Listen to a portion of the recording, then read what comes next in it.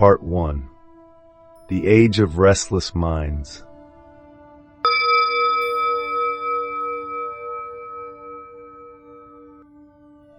We are living in a remarkable age, an era where humanity can conquer outer space, yet remains helpless before its own mind. According to the World Health Organization, 2025, over 1 billion people worldwide now live with mental disorders, anxiety, depression, or loss of purpose. We can track our heartbeat with a smartwatch, but we can't feel our heart when it's in pain. A generation drowns in endless streams of data, scrolling TikTok, reading the news, afraid to miss out. We know everything happening across the planet, but we have no idea what's happening inside ourselves. The Buddha once said, "Mind precedes all things. Mind is their master. Mind creates all." Dhamma verse 1. More than 2,500 years later, those words still ring true. Every crisis we face today, from wars and climate change to digital loneliness, begins in one place, an unseen mind. Modern people are not starving for food, but for meaning. We live among thousands of connections, yet feel increasingly disconnected from ourselves. A Harvard study, 2024, revealed that 97% of Gen Z feel not good enough when comparing themselves to others online. It isn't technology's fault. It's the ego-seeking existence through someone else's reflection. And when the mind depends on likes, views, and comments, a single post can shatter it. But suffering is not a punishment. It is a signal to awaken. The more chaotic the world becomes, the greater our chance to look deeply within. Buddhism doesn't ask us to withdraw from life. It teaches us to be awake within it. It doesn't reject technology. It shows how to live with it without being led by it. The Buddha said, "No one saves you but yourself." And perhaps right now, amid all the noise of the world, if you simply pause, listen to your breath, you'll realize peace was never gone. When the mind is still, the world is still. Part 2. Modern Science and the Unanswered Question.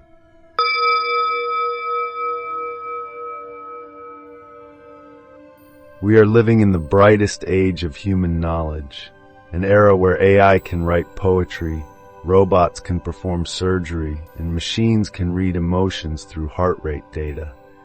Science has touched the smallest particle of matter, yet remains powerless before the nature of the mind. We can decode the DNA of every creature, but we still cannot decode why human beings suffer.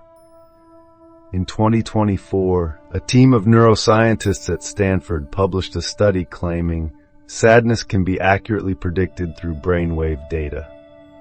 Impressive, yes, but the real question is, who is the one feeling sad? Whose emotion is that? What within us observes and labels the feeling? No scanner can ever detect the one who is looking. Science can measure brain activity during meditation, but it cannot measure the moment you realize you are meditating. It can quantify dopamine, serotonin, endorphins, but it cannot quantify consciousness. And yet consciousness, unseen, untouchable, is the very center of existence. Today, as AI becomes more human-like, a haunting question emerges. Is the mind merely a biological algorithm? If yes, then with enough data, a machine could also awaken. But if not, then all of human progress is still circling the outskirts of truth. The Buddha once said, "Greater than the conquest of 1,000 men in battle is the conquest of oneself." Perhaps that is what modern science still fails to grasp. Conquering the outer world gives power, but conquering the inner world gives freedom. We've built supercomputers that can defeat humans in any game, but no one has yet defeated their own anxiety. Modern psychology can categorize hundreds of disorders, yet it still cannot answer, if I know I am suffering, Why do I keep suffering? Because at the deepest level, suffering is not a symptom. It is a byproduct of misperceiving the self. When we look at the world only through intellect and forget the awareness behind the intellect, all knowledge becomes a wall that blocks truth. The modern world doesn't lack information. It lacks the silence to understand it. A brain may calculate millions of equations per second, yet still not know why it exists. We believe we are smarter than ever, but in truth, we are only busier than ever. Science has answered the question how, but still leaves unanswered the question who. Over 2,500 years ago, the Buddha offered a different kind of science, an inner science that needs no microscopes, no laboratories, only pure observation. When you observe your mind as a scientist observes a cell, layers of illusion begin to fall away. You don't need to define consciousness. You simply see it functioning. And that is where science and Dharma meet. One studies matter, the other studies awareness. When these two paths finally converge, humanity will witness a true revolution from knowledge to awareness. To know without seeing is to learn. To see without knowing is to awaken. Part 3. The Four Noble Truths, the ancient model of psychological analysis.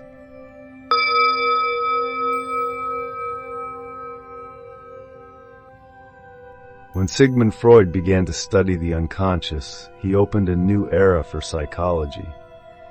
Yet more than 2,500 years earlier, the Buddha had already entered that same unconscious, without a couch, without a theory. The Four Noble Truths are not a religious doctrine. They are a precise model of psychological analysis, a framework so complete that every modern therapy, whether it knows it or not, echoes its wisdom under new names. 1. Dukkha, recognizing the problem. Life is suffering. That is not pessimism. It is the most honest diagnosis in human history. Suffering isn't only tears. It is every unstable state of mind, the anxiety before gaining, the emptiness after gaining, and the fear of losing what we have. Freud said man suffers from conflict between instinct and society. The Buddha said, suffering arises when craving meets impermanence, like trying to hold a cloud in your hand. 2. Samudaya, finding the root cause. Where does suffering come from? Not from the outer world, not from other people, but from attachment within the mind itself. This attachment, tanha, is the root of samudaya. Not just liking something, but clinging to it, needing to possess, to keep, to become. Today we call it addiction. Addiction to social media, to validation, to the feeling of being better than others. The Buddha already saw this. Whenever the mind clings to something external, it must suffer when that thing inevitably changes. 3. Nirodha, the possibility of liberation. The Buddha did not stop at diagnosis. He said, suffering can end, not by praying, not by escaping, but by seeing its true nature. When you realize that pain and the one who suffers are not the same, pain may still exist, but the sufferer dissolves.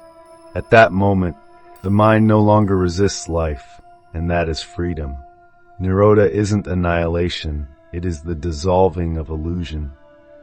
4. Magga, the path of practice. Finally comes the path, not a road of belief, but of direct experience. The Buddha taught 8 factors: right view, right intention, right speech, right action, right livelihood, right effort, right mindfulness, right concentration. Through a modern lens, this is a complete framework for psychological restructuring. Right view, accurate perception, similar to cognitive reframing in CBT. Right mindfulness, present awareness, like the mindfulness now studied at Harvard and Yale. Right concentration, Deep mental focus, what neuroscientists call metacognition, the awareness of awareness itself. The Four Noble Truths do not teach us to be obedient believers, but to become scientists of our own consciousness. Each moment we look directly at the mind without judgment, we are performing surgery on our ignorance. No Freud, no brain scanner, just honest stillness, enough to begin awakening. Part 4. Impermanence, the core wisdom.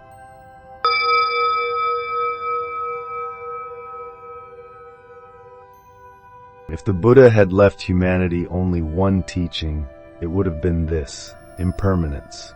Not as an idea, but as a living truth unfolding every single moment.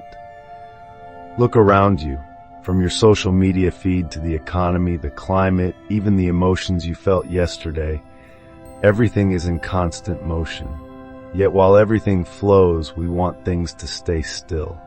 We want love to remain, success to last, our youth to stay unchanging, and happiness to be permanent.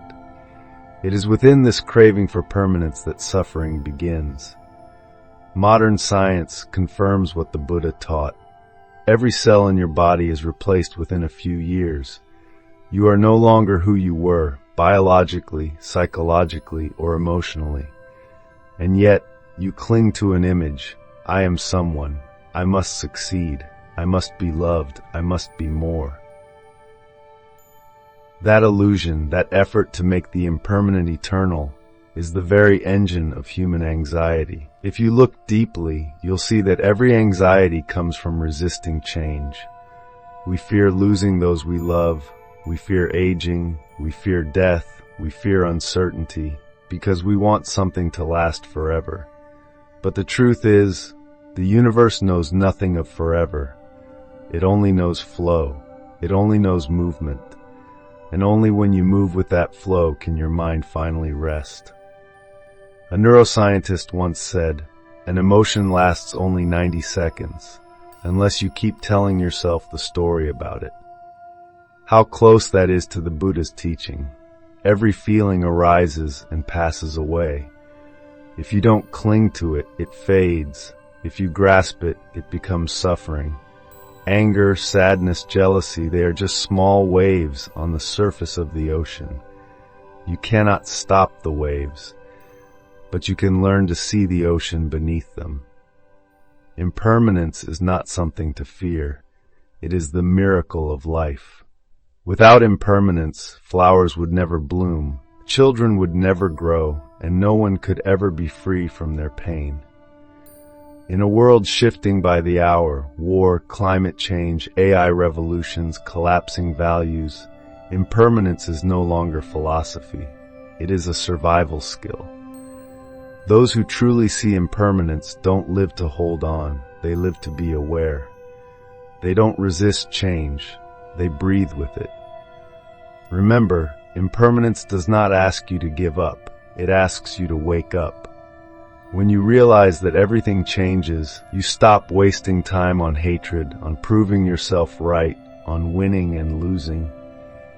You begin to live as though each moment were unique, without clutching at the past or fearing the future. And in that moment, you touch the only kind of eternity that exists, the stillness of awareness itself. Part 5.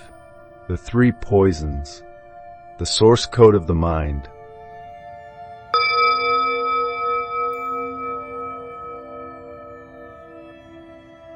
Every disease of the body may come from bacteria, but every disease of the mind arises from three invisible toxins the Buddha called greed, anger, and delusion. They are not moral flaws, they are source codes, hidden lines of programming that run beneath our thoughts, shaping every emotion, every reaction, until they quietly rule us from within. Greed, the endless hunger. Greed isn't only about money or pleasure, it is the addiction to not enough. You buy a new phone and weeks later it feels outdated. You post a photo and when no one likes it, emptiness follows. The problem isn't the world, it's the inner gap that never feels complete. A mind that does not know how to stop will keep feeding, even on its own peace. Anger, the fire of resistance. Anger is more than rage. It is the energy of non-acceptance, not accepting others, not accepting the world, and finally, not accepting yourself. You grow furious that others don't understand you, but you haven't understood what your own mind truly wants. Anger burns both the hand that strikes and the one it tries to strike. Delusion, the disease of misperception. Delusion is not stupidity. It is blindness to reality. It is believing that I am the center, that the world is against me, that happiness will come only when I get what I want. Delusion makes us repeat the same suffering again and again, thinking this time it will be different. But it never is, because the one who is seeking is still asleep. These three poisons are the source code of all mental disorders. Depression, anxiety, burnout, each begins here. Greed, wanting more. Anger, rejecting what is. Delusion, not seeing clearly. And right where they arise lies the path to freedom itself. See greed without being pulled by it. See anger without becoming the flame. See delusion and smile at it. Liberation is not a war against darkness. It is simply turning on the light. You don't need to destroy the poisons. Just see them clearly as they move through you. And in that very seeing, the mind begins to heal. Part 6. The Noble Eightfold Path. The Psychological Restructuring Blueprint.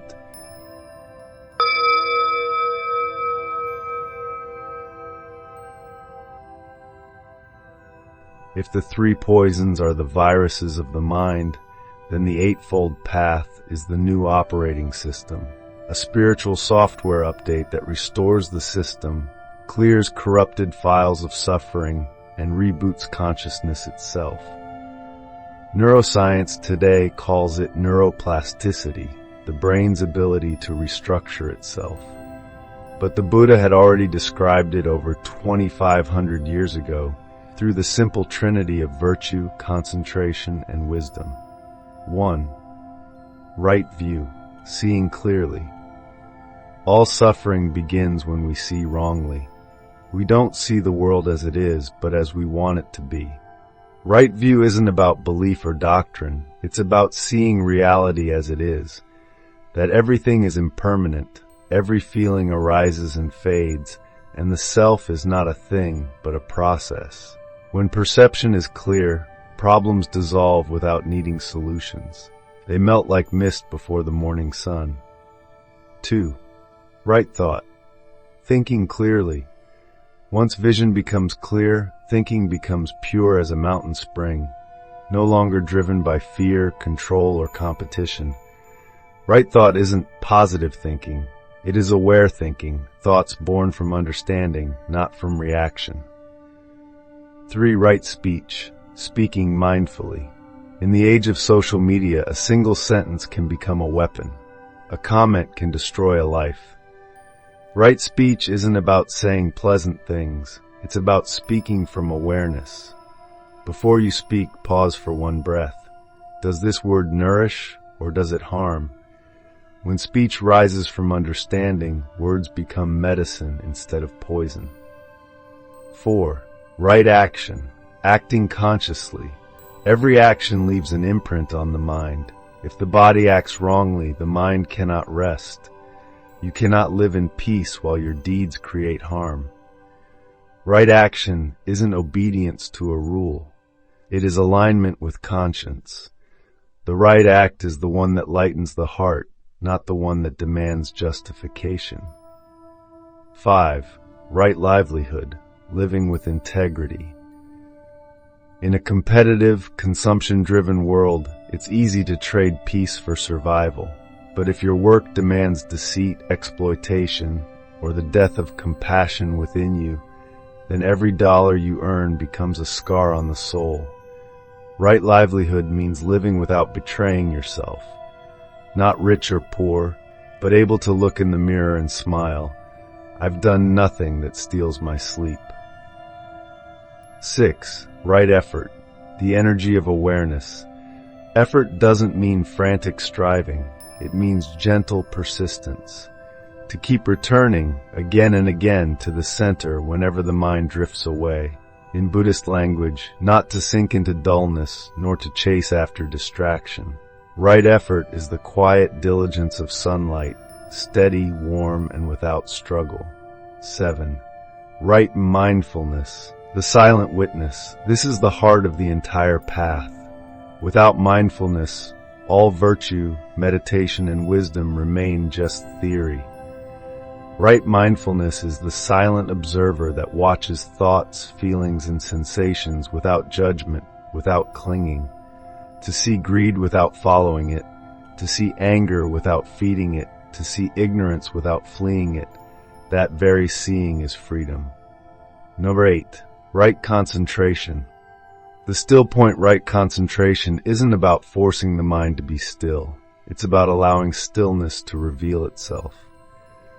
When illusions fade, the lake of consciousness becomes calm, and the sky reflects perfectly upon its surface. This isn't emptiness, it is fullness without noise, stillness that vibrates with life. When these 8 steps merge into one flow, you are no longer practicing, you are living. No longer chasing meaning, you have become meaning itself. The Buddha said, I only point the way. The walking must be done by you.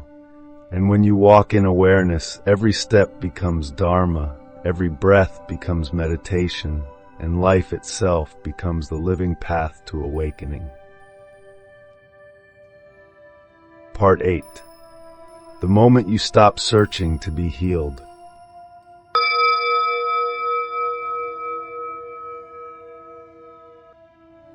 There is a moment so small, yet it can change an entire life. The moment you stop searching. Not because you have found everything, but because you've seen that nothing was ever missing. Humanity today lives in a fever called seeking. Seeking peace, seeking happiness, seeking purpose, seeking oneself. Yet the very act of seeking is what keeps us from ever being truly at peace. A mind that seeks is a mind that feels incomplete, and what feels incomplete can never know sufficiency. Have you noticed? When you chase healing, you're already assuming you're broken. When you try to become peaceful, you're quietly declaring that you are not at peace. But the mind is not a machine to be repaired. It is a sky temporarily covered by clouds. No one heals the sky. You simply stop stirring the wind and the clouds drift away.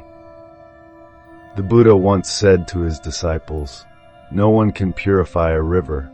Just stop disturbing it and it will become clear. That is the moment of not seeking to be healed, not resignation, but releasing control, not escaping suffering, but seeing its true nature. Modern life teaches us that everything can be fixed. There's a pill for depression, an app for meditation, a course for spiritual awakening, and yet anxiety and loneliness have never been more widespread. Because we meditate to get somewhere, instead of seeing the one who meditates. We want to be healed, without noticing that the one seeking healing is the very source of unrest. Psychologists call this the paradox of healing. The harder you try to get better, the more you confirm that you're not enough. The harder you try to let go, the more you prove that you're still holding on. Only when you stop completely, stop wanting to awaken, stop trying to fix yourself, stop striving to become someone better, only then does the mind return to what it has always been. Nothing added, nothing taken away, nothing to reach, nothing to escape, only pure awareness, silently shining. This is the state every teaching points toward, yet none can create. Because it was never lost, you simply forgot, like waking from a dream of being lost, only to realize you had never left home. Every path of healing, every method, every effort was simply guiding you back to where you already are.